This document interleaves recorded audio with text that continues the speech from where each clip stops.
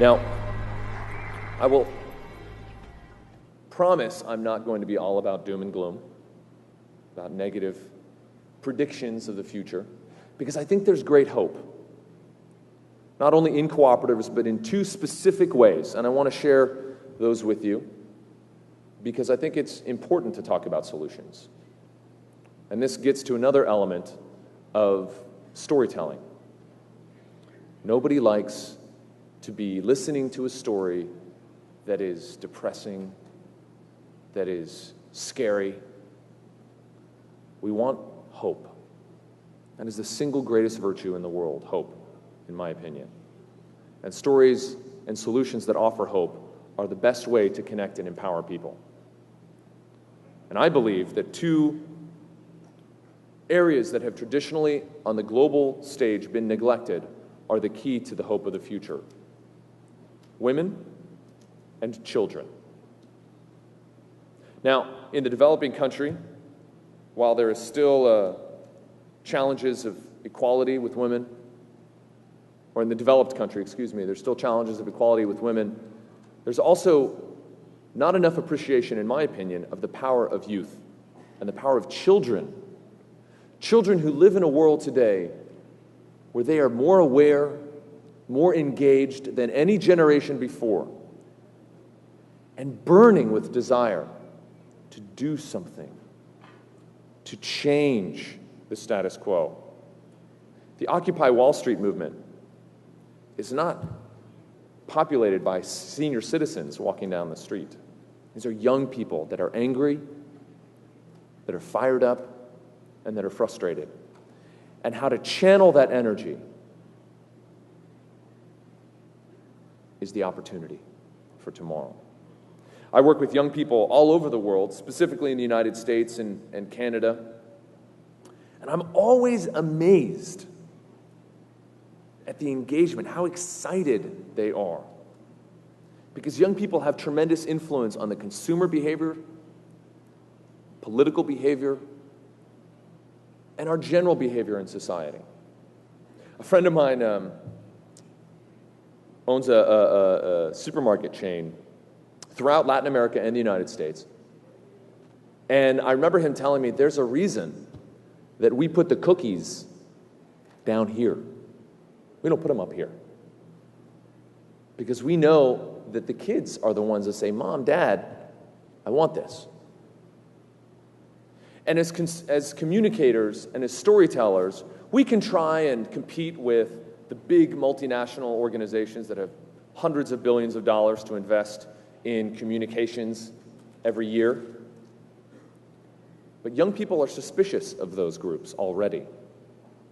They don't believe the hype. They believe in hope. And as cooperatives and as organizations that are based in communities, you have an opportunity to change the dynamic by focusing on young people, especially in developed countries, where young people have a great deal of free time, where they're frustrated, and again, they have a huge influence on their parents. I can give you a perfect example. I was working on a project in the States a year ago. Actually, we continue work on this project. And I remember about a year ago, 3 13-year-old boys in Iowa, a state in the middle of the United States, love cars. And they wanted to do something to help the environment. And they started to learn that the little weights, the little wheel weights that we put on tires to balance the tires are made from lead. And they realized that what happens when those wheel weights are taken off the tires, they're just thrown away. And they end up creating a tremendous amount of pollution in the environment. And that made them angry. And because they had parents and teachers and adults around them that were supporting and empowering them, they passed a law in the state of Iowa to ban lead wheel weights. 3 13-year-old boys on a summer project, they passed a law. I've seen kids raise millions of dollars for providing water and food, medical supplies. I've seen young people work in their city schools to embrace renewable energy, and in so doing, save an estimated $3 million out of a $5 million energy bill for a school district, and that money would then be reinvested and is being reinvested in more teachers, in education, in opportunities for these kids to grow. That is real money, these are real laws, and that's real power. And I encourage all of you to think about the power that young people have to change the world, and to partner with them, to empower them, and to understand that for the future of the cooperative movement, there's an army of people that share your values, that want to be engaged, and that are waiting to be engaged. And of course, women. Women, especially in the developing countries, my grandfather always told me, is one of the critical keys to sustainability. For example, population, which we know is, as I mentioned earlier, one of the great challenges that we face. The average woman with no education has 4.5 children. With primary education, they have 3, secondary 2, and higher education, less than 2 children, because it's their choice.